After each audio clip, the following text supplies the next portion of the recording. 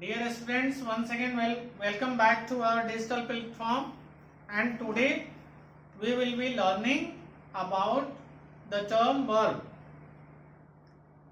And to begin with, we will define the term verb, that a verb is a word which tells about an action, that is a verb.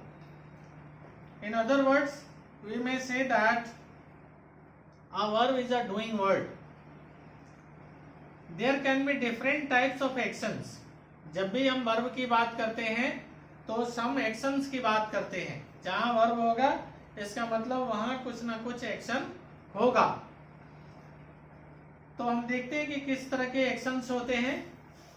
There can be different types of actions such as physical action. Yes, Mohan plays basketball. For example, Mohan plays basketball.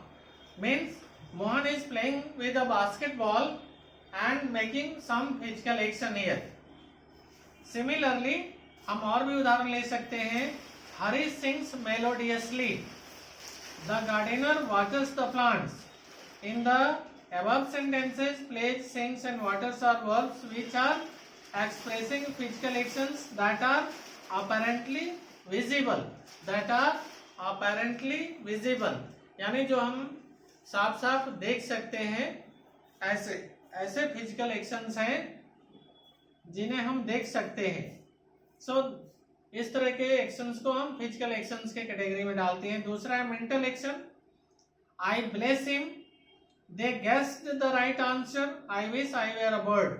ये mental action है, क्योंकि जब आप किसी को आशीर्वाद देते हैं, किसी चीज का अनुमान लगाते हैं या किसी के लिए सदिच्छा व्यक्त करते हैं, विश व्यक्त करते हैं, तो कोई ये फिजिकल एक्शन नहीं होता. It can be feeled, felt, it can be understood. ये मेंटल एक्शन के अंदर आता है. दूसरा है a state of being.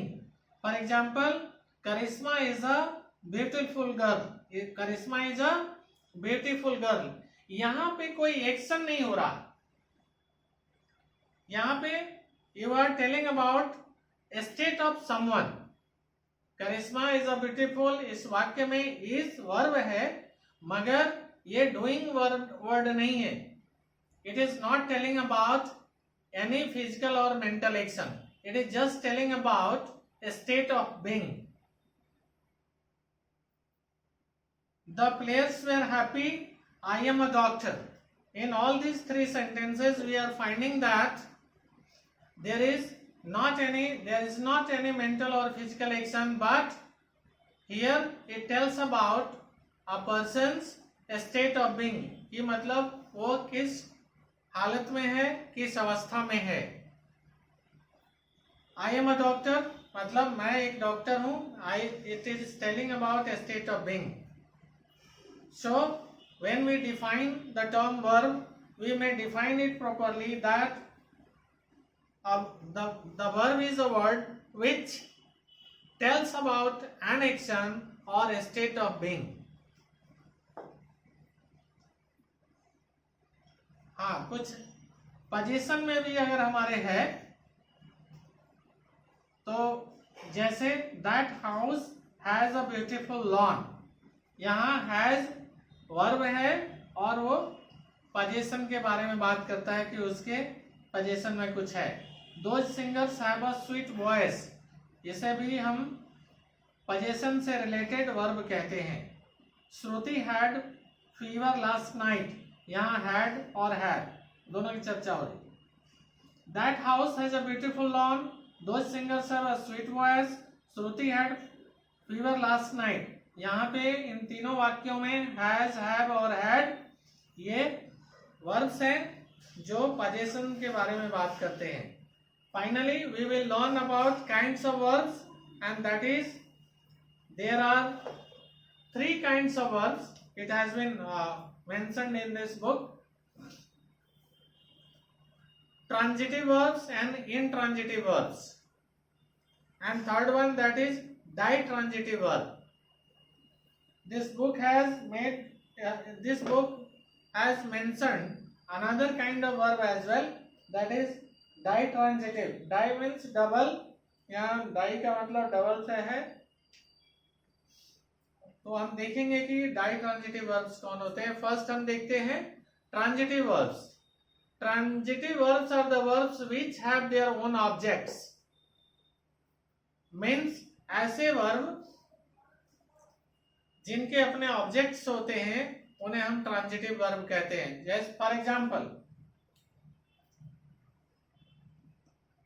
Mohan painted a picture.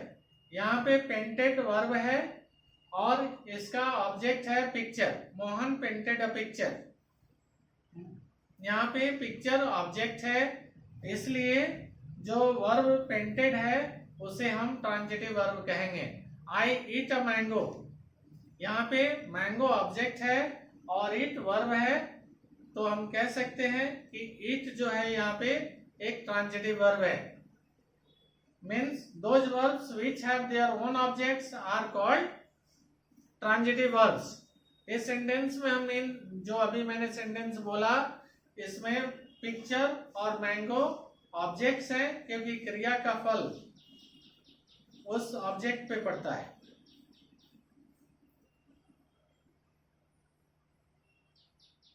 There are other verbs as well which does not have any object.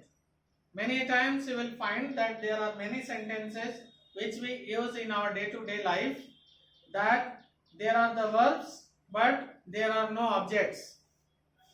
For example,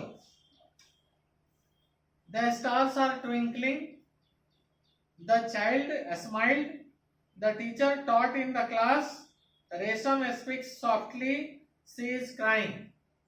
in all sentences में मैं verb को मेंशन करूं तो वो इस तरीके से हैं। द स्टार्स आर ट्विंकलिंग, यानी तारे चमक रहे हैं। यहाँ पे ट्विंकलिंग वर्ब है मगर इसका कोई ऑब्जेक्ट नहीं है, इस वजह से ट्विंकलिंग यहाँ पे इंट्रांजिटिव वर्ब होगा।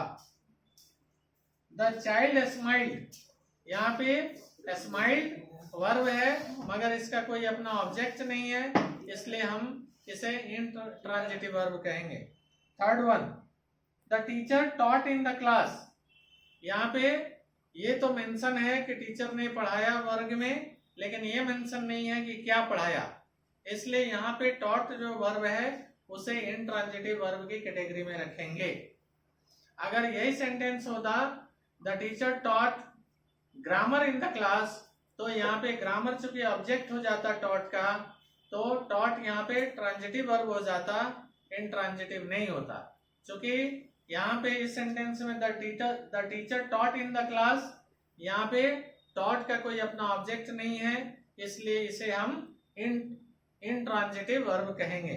थर्ड काइंड ऑफ वर्ब जो यहाँ पे मेंशन है वह यह है ditransitive verbs. Ditransitive verbs are the verbs which have double objects in that sentence.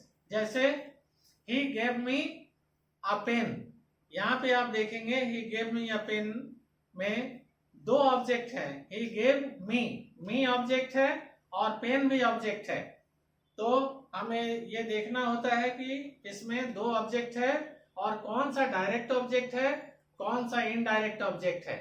तो पेन यहाँ पे डायरेक्ट ऑब्जेक्ट है और मी इनडायरेक्ट ऑब्जेक्ट है, इसलिए इस वाक्य में